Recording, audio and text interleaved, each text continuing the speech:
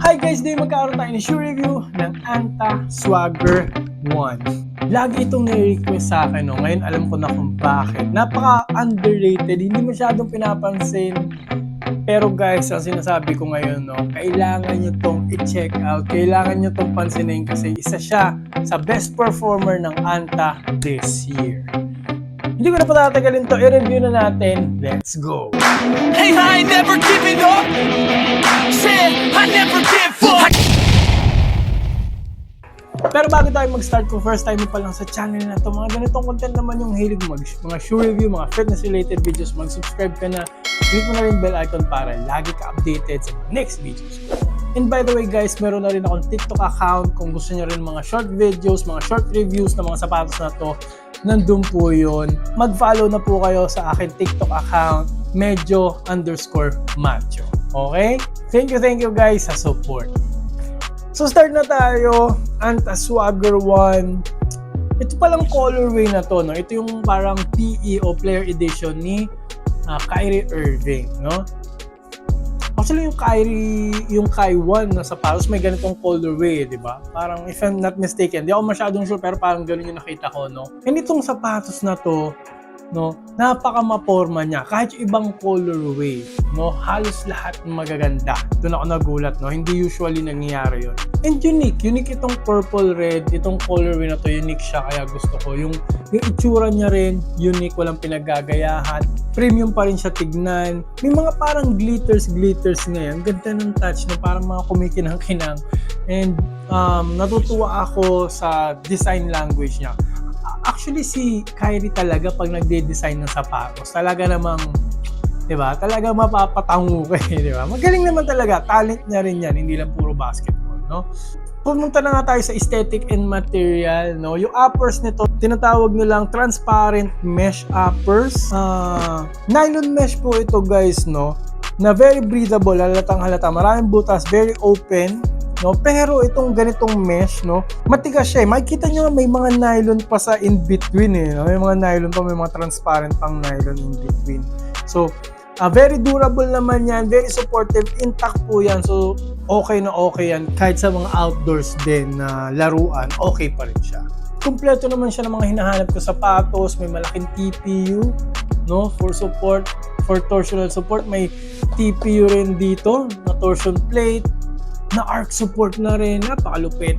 Low cut, maporma, pogi talaga no? Pogi talaga siya, kumikinang-kinang pa.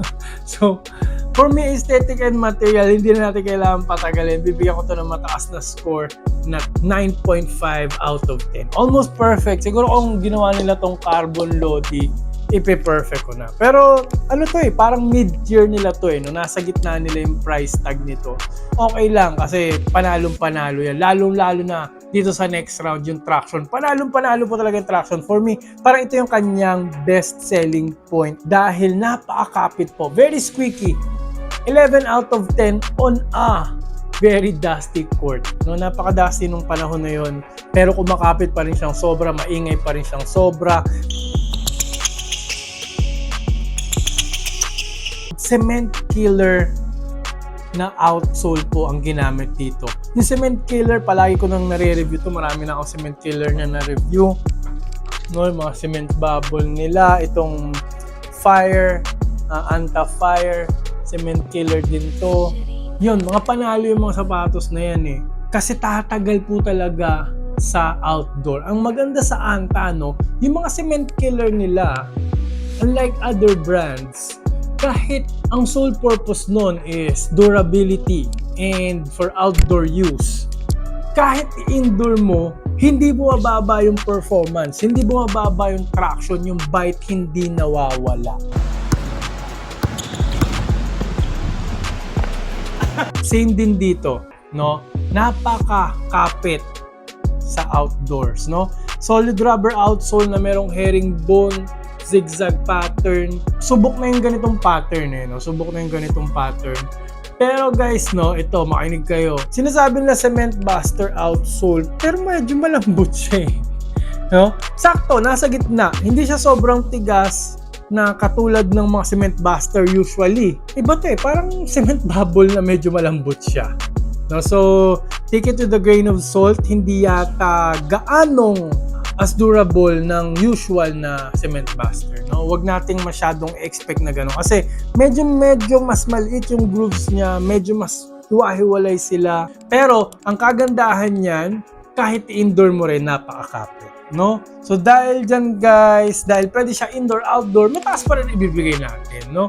Anyway, cement buster outsole pa rin naman siya. So bibigyan ko pa rin to ng almost perfect na 9.5 out of 10 sa traction and outsole. Next, punta na tayo sa safety and support. Maraming infusing siya, no? And yung uppers niya nga na nylon mesh, very durable pa rin naman, or what I mean is supportive pa rin naman. So kahit mga sudden stops, no, mga bigla, kahit mga explosive na moves, okay pa rin yung support niya. Intact pa rin yung paa, hindi naggagalaw-galaw, no? Nandiyan ka pa rin, lockdown, mararamdaman mo.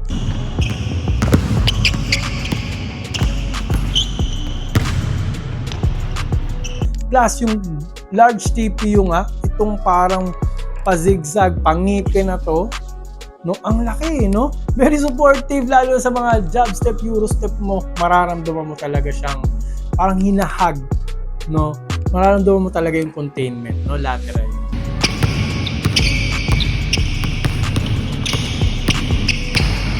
Yung heel counter, okay naman, no? Matigas pa rin, nagulat ako. And ganito yung gusto kong lockdown or stiffness. Ayaw ko naman ng sobrang tigas dito. Gusto ko ganito lang, sakto lang, nandun pa rin yung comfort, no? Nakakagalaw pa rin, maayos yung paa ko, walang tusok-tusok sa heel. Ganito yung gusto ko. Plus, ito nga, may torsional support, no? May torsion plate na TPU. Ayan, may torsion plate na TPU. Ganda ng torsional support. Arc support pa siya. So sa mga flat-footed natin mga ka-bowlers dyan, and covered kayo niyan. May arc support, which is medyo bihira na rin sa mga sapatos ngayon, no? Anyway, yung outrigger din ito guys, makapal din siya, no? Napuprotrude po talagang sobra. So iwas tapilok din po yan. So very supportive na sapatos. Actually, parang pwede ko siyang ibigay sa mga forwards, no? 2, 3, 4 na position, bagay na bagay ito sapatos na to. No, supportive pa rin naman kahit middle side guys ha. Usually yung support nandito lang lateral eh. Ito meron ding medial support. Alam niyo kung bakit? Yung foam po guys umaangat yung foam, no? To act as a sidewall. Napakaganda. Galing. So ang ganda ng lockdown talaga ng sapatos na to. So dahil dyan guys, safety and support, perfect ko na to, no? 10 out of 10 kasi para akong naka high cut, para akong nakapang center na sapatos, nakapang bigs na sapatos dito sa shoes na to, no? Nakakatuwa kasi all areas may support na maibibigay sa'yo. So perfect po talaga ang score na karapat dito, no? Next, punta na tayo sa fit and comfort. Sinabi ko na rin kanina, no, na gustong gusto ko yung heel counter nito. Bakit? Meron po siyang Achilles pillow, no? May Achilles pillow po siya dyan. Well padded po all throughout. Maganda yung padding. Siguro numinipis lang dito, no? Dito sa may area ng nylon mesh, no? Medyo numipis siya dyan. Pero okay lang. Hindi siya, yung iba kasi, no, isang layer lang, nylon mesh lang, walang mesh sa loob. Ito kasi meron pa siyang mesh sa loob, yung parang same sa tang, no? Same ng texture o same material ng tang. So okay siya, may padding pa rin. Hindi lang sobrang kapal for my liking, no? Pero okay na rin, no? Kasi syempre gusto pa rin nila ma-maintain yung breathability and yung gaan ng sapatos. Yung tang naman niya, well padded naman, sufficient naman. Step in comfort guys, panalong-panalo, no? Kasi Nitro Edge foam yung ginamit, yung parang Adidas Boost, diba nga Adidas Boost, pinampoporma yan usually. Ito guys, mesh straddle board na po. No, mesh straddle board na po siya. So step in comfort, perfect po talaga, nagdidig ka na, nandun ka na, diretso sa foam, ang lambot-lambot, no?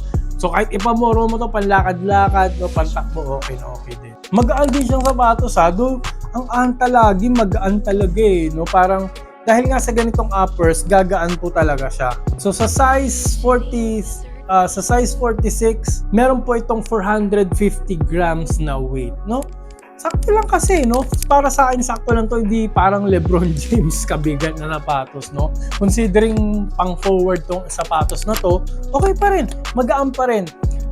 Anyway, kasi yung mga ganitong foam, no? Pansin ko lang, yung mga ganitong foam, yung mga Nitro Edge foam, yung mga Picotech, yung leaning boom cushion, mga nitrogen infused, mga eTPU na foam, parang magagaan talaga sila usually, no?